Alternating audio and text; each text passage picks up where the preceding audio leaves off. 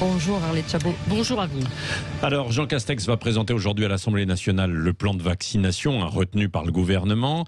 Un Premier ministre assez impopulaire et qui a du mal à convaincre et à rassurer les Français aujourd'hui. Arlette. Oui, mais franchement, qui aurait envie d'être Jean Castex aujourd'hui ? Pas vous, pas moi, pas nous. C'est évident, hein. L'ancien directeur de cabinet de Xavier Bertrand, conseiller à l'Élysée sous Nicolas Sarkozy, est tout sauf naïf. Hein. Il sait qu'il a été choisi pour succéder à Édouard Philippe justement parce qu'il a un profil de haut fonctionnaire et qu'il ne fera jamais d'ombre au président de la République. Philippe, qui est, je vous le rappelle, aujourd'hui la personnalité politique préférée des Français. Il est même le contraire de son prédécesseur, Jean Castex. Hein, je n'insiste pas, le style, l'allure, le ton. J'oublie même de citer l'accent volontairement. Jean Castex, monsieur déconfinement, l'homme des territoires, devait incarner, on le sait, la sortie de crise, le temps du retour aux jours heureux. C'est raté parce que l'épidémie est revenue et du coup, il ne parle que de confinement strict, allongé, allégé, couvre-feu, jusqu'à la dernière trouvaille de l'auto-confinement. C'est difficile d'être Jean Castex aujourd'hui. Il doit assumer tout ce qui ressemble à des incohérences. On prend un exemple, allez.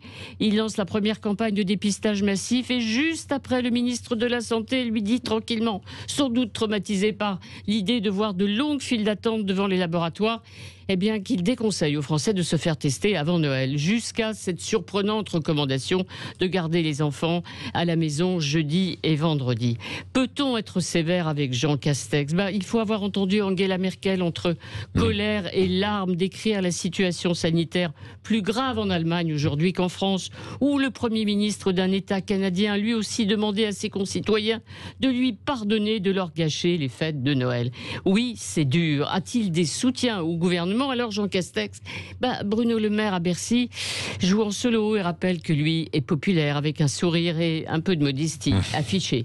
Gérald Darmanin l'a mis dans l'embarras avec l'article 24 de la loi de sécurité globale.